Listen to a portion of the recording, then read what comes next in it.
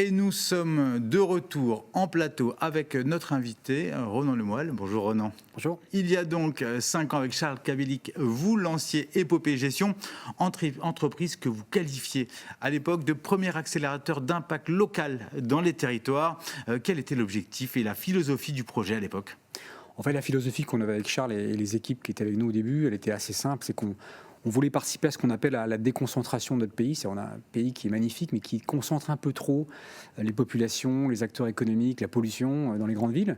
Et donc on s'est dit, on va déconcentrer tout ça, et pour le faire, nous, on va faire ce qu'on sait faire. On va accompagner des entreprises et des infrastructures, qu'elles soient immobilières et autres, pour qu'elles grandissent sur un territoire qu'on connaît bien, l'arc atlantique. Et en faisant cela, finalement, on faisait un peu comme M. Urgezin, on faisait la prose sans le savoir, de l'écologie, de l'impact sociétal et de l'impact économique sans le savoir.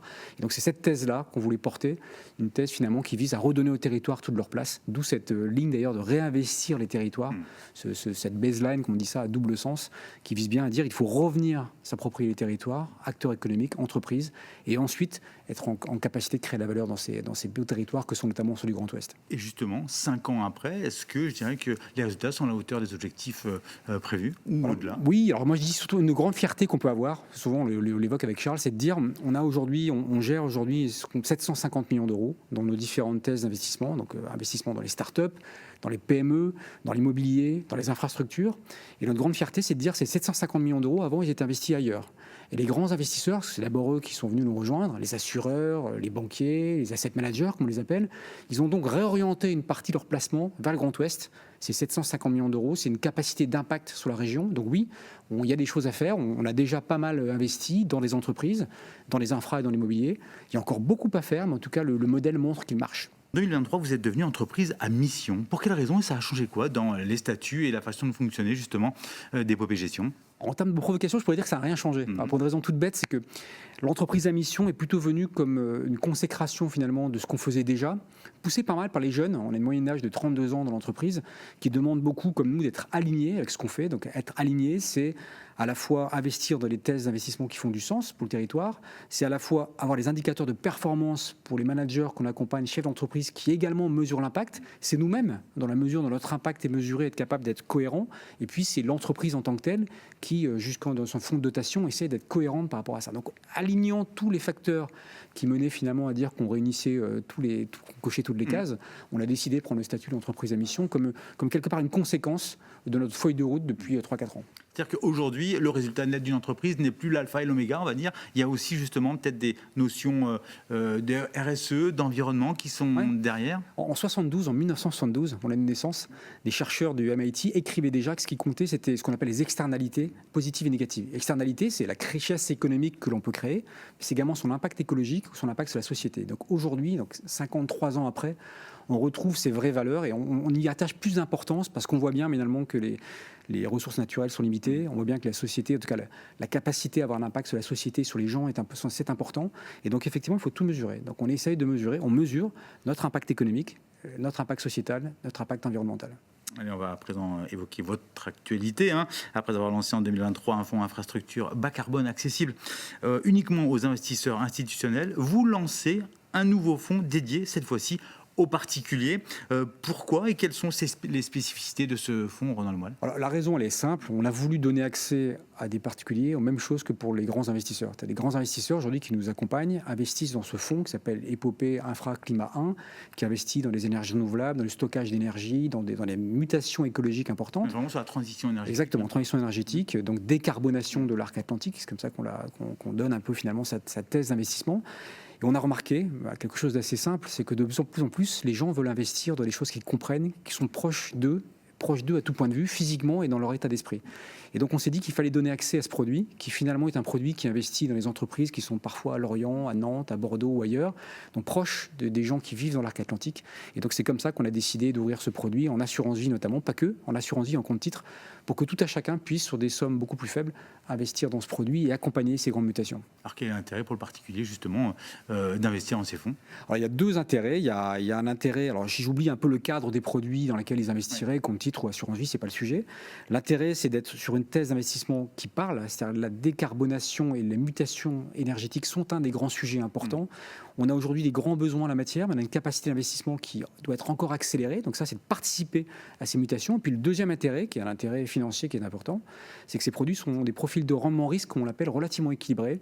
C'est des produits qui ont un rendement sur longue période de 10 ans, autour de 10%, et qui par contre ont une volatilité du risque relativement faible. Donc à la fois, j'investis dans un produit qui patrimonialement fait du sens, et en même temps, j'investis dans un produit qui fait du sens pour le territoire dans lequel je vis. Parce qu'ils sont assez rares, les produits aussi, aujourd'hui, sans prendre trop de risques, qui permettent d'avoir des retours de 5 Oui, en fait, les produits protecteurs de cette nature-là, il n'y en a pas tant que ça. La thèse infrastructure, parce que c'est comme ça que ça s'appelle, est une thèse qui permet ça. Et donc, nous, ce qu'on veut, c'est démocratiser cette thèse.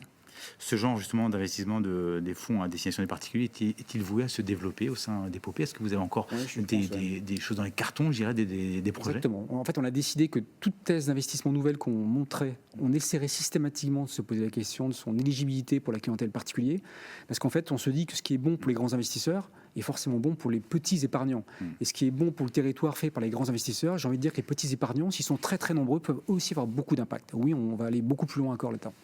Dans le reportage, on voyait des personnes inquiètes tout à l'heure à l'idée de voir des éoliennes au large de l'île de Bas. Peut-on aujourd'hui imaginer justement se passer de cette production d'énergie décarbonée? Je pense que l'énergie décarbonée, c'est important. Le mix énergétique, il doit évoluer. Il y a deux manières de le faire. Il y a une manière consistant à produire de l'énergie de manière différente. Alors, nous, on est plutôt sur la grille photovoltaïsme, par exemple, ou ce genre de configuration. Mais il y a une deuxième manière de le faire, c'est d'économiser l'énergie, d'effacer finalement sa consommation. En un mot, le pic de consommation énergétique, il est le matin de bonne heure, il est le soir. On comprendra tous aisément pourquoi. Une des manières de répondre à nos grands enjeux, c'est de faire en sorte d'avoir des outils, des instruments qui permettent d'aller faire en sorte que les gens consomment plutôt l'énergie à des heures creuses, comme on l'appelle. Le midi, par exemple, quand c'est une journée ensoleillée, l'énergie ne coûte pratiquement rien. Par exemple, sur un chauffe-eau électrique, dans un logement ou dans un collectif, on peut très bien avoir des dispositifs d'effacement qui vont venir permettre de revendre l'énergie au moment où elle est la plus chère et de la capturer au moment où elle est le moins chère.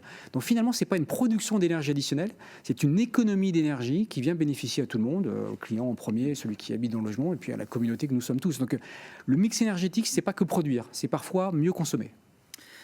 Un mot sur le contexte international, il nous reste une minute là, d'un point de vue économique. Quel regard portez-vous sur les 4 derniers mois justement, ou les 4 premiers mois, on va dire, de la présidence Trump aux États-Unis? Comment analysez-vous justement sa stratégie? Est-ce qu'elle inquiète aujourd'hui les marchés? Sur Trump, je dirais deux choses sans faire de la politique, parce que c'est pas le sujet, mais il répond en tout cas, il confond en tout cas deux choses. Il a la volonté effectivement de venir reproduire aux États-Unis, mais il oublie qu'il y a eu 30 ans d'exode, on va dire, des entreprises américaines, y compris en Chine.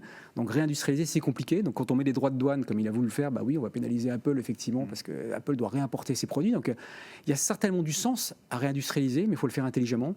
Et puis la deuxième chose qui est évidente, c'est que les marchés, de manière générale, l'économie n'aime pas l'incertitude. Or, Trump, depuis quelques mois, depuis qu'il est au pouvoir, au moins sur ce terrain-là, il crée beaucoup d'incertitude. Et l'incertitude, ça fait que les marchés sont volatiles, marchés financiers, les agents économiques posent le crayon, comme on dit, ils ne font plus rien. Donc effectivement, je crois que, indépendamment de ce que vous pensez de lui, il gagnerait au moins en tout cas à faire les choses de manière cohérente, visible, et à ne pas changer de pied tous les jours. Vous n'êtes pas inquiet? Nous, on n'est pas inquiet au sens... En fait, nous, ce qu'on pense, c'est que la réindustrialisation, c'est une vraie thèse, mais ça se prépare, ça se pilote, et ça se fait pas un peu à la va que je te pousse, si je peux me permettre l'expression.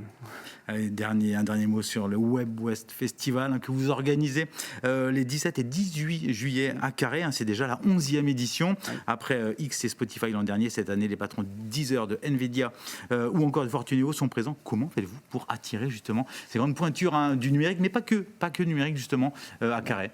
Pas que du numérique, il y a des gens de tous les secteurs. En fait, c'est un peu notre thèse aussi. C'est nous, on pense qu'on est un peu un animateur d'écosystème également. Donc l'écosystème, c'est les gens qui nous accompagnent. Ils peuvent être investisseurs, peuvent être partenaires, peuvent être des connexions qu'on a pu créer dans la durée depuis quelques années maintenant que Charles, moi et toute l'équipe, on travaille chez Épopée Gestion et avant. Et toutes ces connexions, on essaie de les mettre au service du territoire. Il y a plusieurs manières de le faire. Notre métier d'investisseur, mais également les faisant venir, témoigner, expliquer comment eux adressent les grands sujets d'économie, mais pas que.